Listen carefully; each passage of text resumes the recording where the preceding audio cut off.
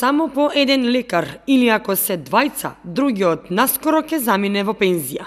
Ваква е состојбата со скоро сите оделенија во Кочанската општа болница, каде што недостигот на лекари е долгогодишен проблем и не се решава преку ноќ.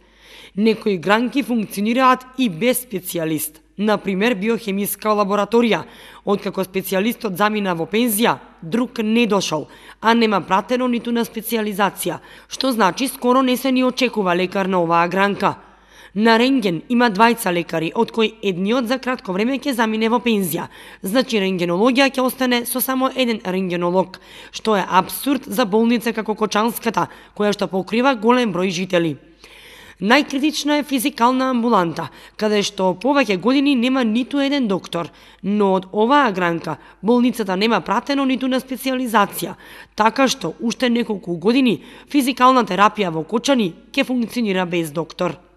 Алармантна е состојбата и во останатите гранки. Гинекологија функционира со само двајца гинеколози. Во консултација со директорката на општа болница доктор Борка Панова, вели дека на гинекологија се потребни уште минимум двајца гинеколози, барем да бидат четворица, за да може да се покрие населението. Жална и променета на полошо е и хирургија.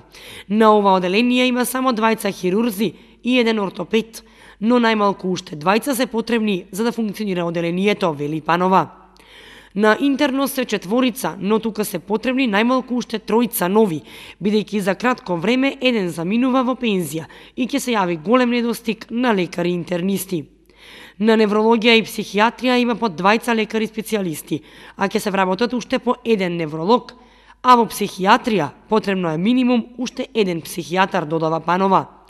На анестезија во моментов работат четворица анестезиолози, но за кратко време двајца ќе заминат во пензија, што значи и тука недостасуваат лекари. Што се однесува за најранливата категорија граѓани, децата, на детско оделение во моментов има тројца педијатри, а двајца се пратени на специјализација, што значи по нивното завршување на детско би требало да има 5 лекари педијатри. Очна амбуланта и кожна имаат само по еден лекар, што значи и тука недостасуваат најмалку уште по двајца лекари.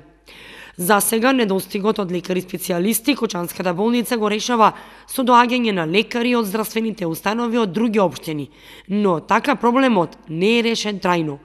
Во разговор за Канал 8, директорката на болницата доктор Панова вели дека за овој проблем требало навреме да се мисли и да се пуштат лекари на специјализација, па да можат досега да бидат завршени специјалисти и да работат на оделенијата, бидејќи проблемот со недостиг не се решава преку ноќ.